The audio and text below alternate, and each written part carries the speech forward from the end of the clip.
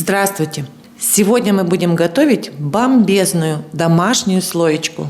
Такое слоеное тесто готовится очень быстро, всего 10 минут, но должно отлежаться в холодильнике минимум 2 часа.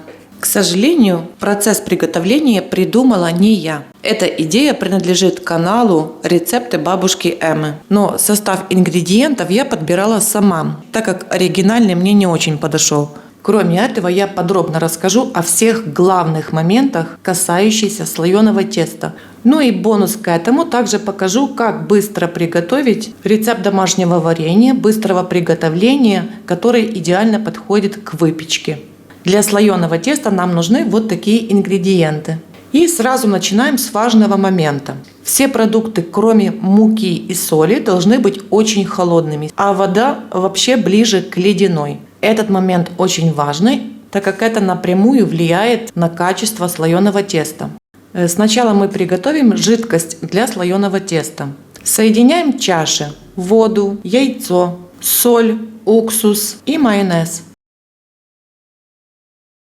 Смешаем все ингредиенты до полного соединения, так чтобы соль растворилась и майонез более-менее разошелся в воде. Теперь обязательно второй важный момент: убираем приготовленную жидкость в холодильник. Теперь возьмем муку и очень холодный маргарин.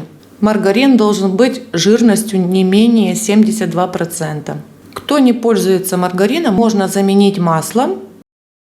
Высыпаем муку прямо на чистый стол. Вот так горкой высыпаем. И теперь сюда нам нужно натереть холодный маргарин. Натираем на крупной терке и время от времени макаем маргарин в муку, чтобы он не прилипал к терке. Натирать нужно как можно быстрее, чтобы маргарин оставался очень холодным. Сразу после этого смешиваем хорошенько маргарин с мукой и собираем его в такую маленькую горку и делаем такое как бы углубление для жидкости. Теперь берем из холодильника нашу холодную жидкость, частями выливаем к сухим ингредиентам и начинаем замешивать тесто. Только в данном случае мы не замешиваем, а мы как бы его собираем в кучу. Вот следите за моими движениями, и вы поймете, как это все просто делается. Наша задача состоит в том, чтобы все сухие ингредиенты были равномерно увлажнены вот этой жидкостью. Вот так мы его собираем в кучу. Оно ни в коем случае не должно быть гладким. Тесто выглядит таким пористым. Вот это тесто нужно спрессовать все вместе, чтобы оно хорошо держалось, и сформировать кирпич. Если тесто сильно прилипает к рукам, используйте для подсыпки муку. Слоеное тесто желательно готовить в прохладном помещении, ни в коем случае не в жарком, так как это тоже напрямую влияет на качество слоеного теста. Ни в коем случае нельзя, чтобы маргарин растаял, он должен оставаться вот такими мелкими кусочками. Вот так приблизительно оно выглядит. Я его собрала в кирпич. И теперь тесто обязательно нужно положить в целлофан, либо завернуть в пищевую пленку и отправляем его созревать в холодильник минимум на 2 часа.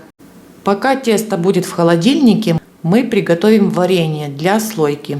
Вот эта порция как раз рассчитана на ту порцию теста, которую мы приготовили. Яблоки и груши должны быть уже помытыми. Яблоки лучше брать кислый сладкий сорт. Обязательно груши и яблоки нужно очистить от кожуры и вырезать серединку там, где косточки.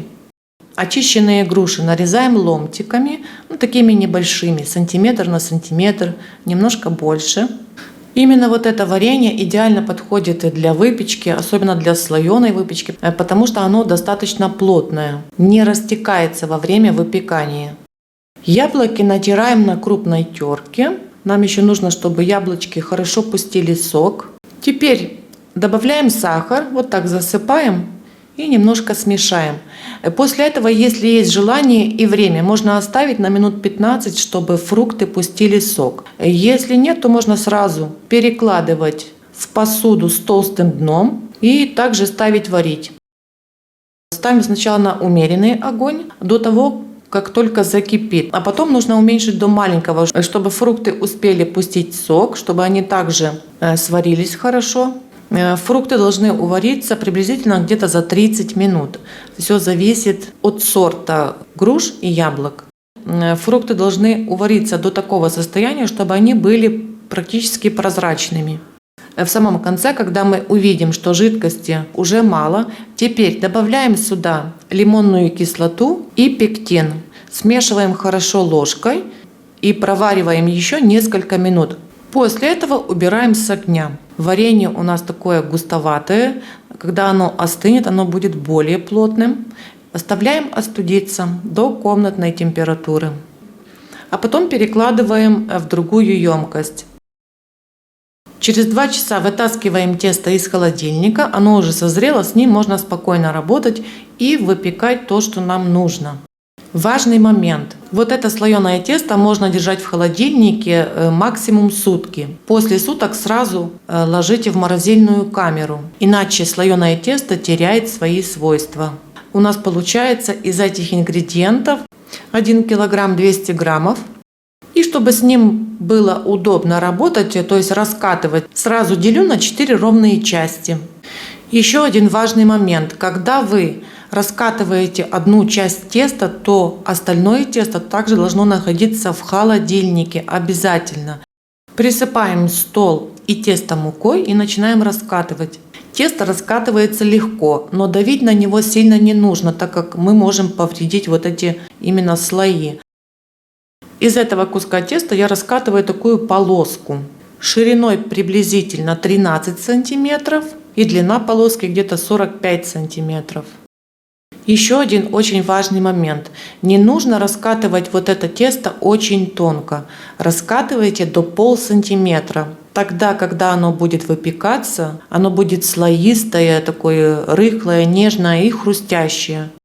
Делю полоску на 4 ровные части, и у нас получаются вот такие как бы квадратики.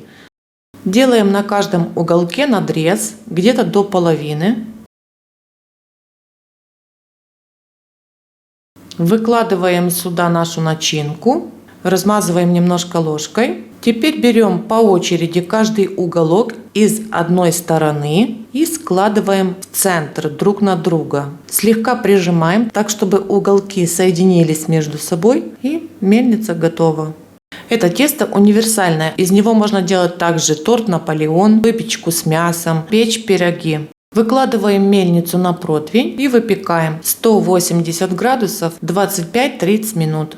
После выпекания оставляем остудиться до комнатной температуры, посыпаем пудрой и приятного аппетита. Эта слоеная выпечка по-домашнему вкусная.